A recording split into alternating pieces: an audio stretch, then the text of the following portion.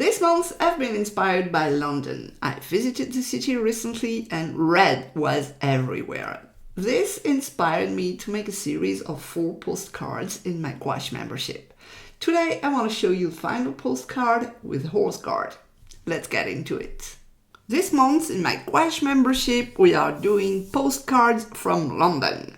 I've been visiting London recently and I was really shocked to see that red is everywhere in London, and I took a bunch of photos and at first I didn't know what to do with it, but coming back home and scrolling through my camera roll, I was really hit by the red everywhere.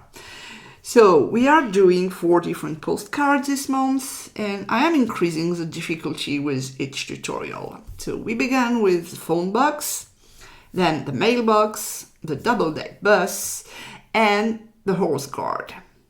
It was trooping the colors when I was in London and I encountered this guy preparing for the parade.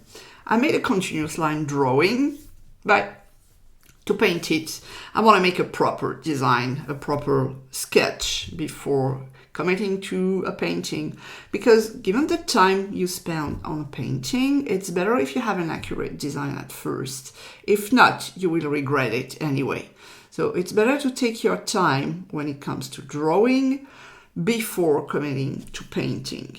I'm showing just a way to draw this one, but in my membership we do have a specific course about drawing techniques, and I show 3 and even 4 different techniques to draw, even if you don't know how to draw. Because in my membership, I want you to have fun and using gouache, but also learning art fundamentals.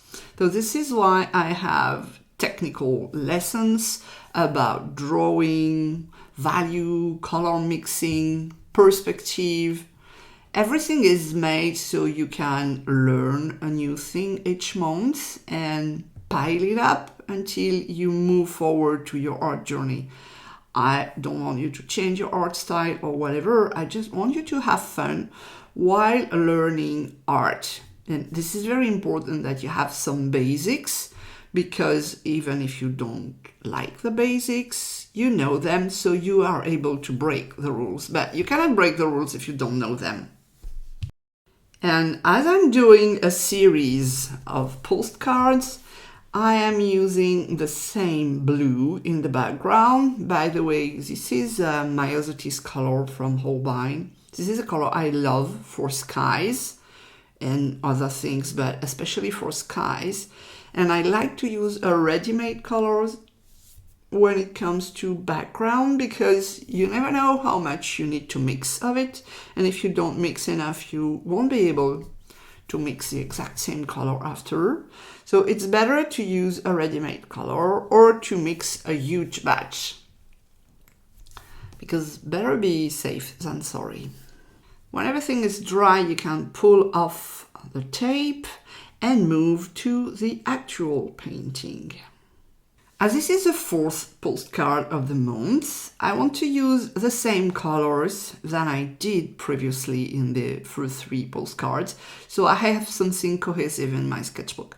I know it's just a sketchbook, but I still like to have pretty pages sometimes. So I am using the same palette I'm using since the beginning, and this is a good thing with this palette because I put it in the fridge between 2 painting sessions, so I can get back to my colors I have mixed already. And when I paint a complex subject like that, I like to begin with the darkest values. This is important to me. I know some people prefer to go the other way around, and you can do that with gouache, but I think in this case it's easier to increase the light than the other way around. So having placed my darkest value, I can lighten the next color to it and lighten again, etc., until I get to the lightest part. And also I have to consider the size, the scale of the painting, which is pretty small if you ask me. And I am not used to paint such details with a scale like that, actually. Things are going well so far.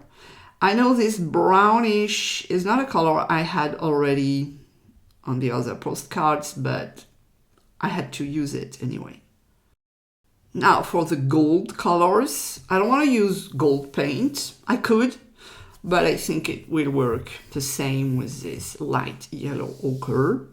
Just adding some highlights and reflections to it, it will be good, I think. And then I add details with a very, very small brush. I had too much water, I think, there. Just to suggest the details. As I said, the scale is really small and I'm not a miniature painter. Definitely not. And when your paint is dry, you can move to colored pencil. I like to add a tiny bit of a shadow under the postcard, so it's giving a 3D effect, like actual postcard thrown on the paper. I think it's really fun to do.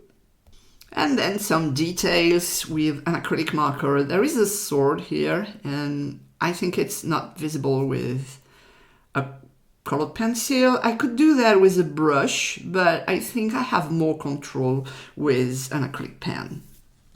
So here is the final page, and I am very happy with it. I think it gives something pretty interesting, and I hope you like it. It's really fun to do. If you enjoyed this and you want to paint the full series of postcards, everything is inside my membership. My tutorials are filmed real-time, fully narrated, beginner-friendly. And when you join the membership, you have access to all the past tutorials. And that is about 170, I think, so far.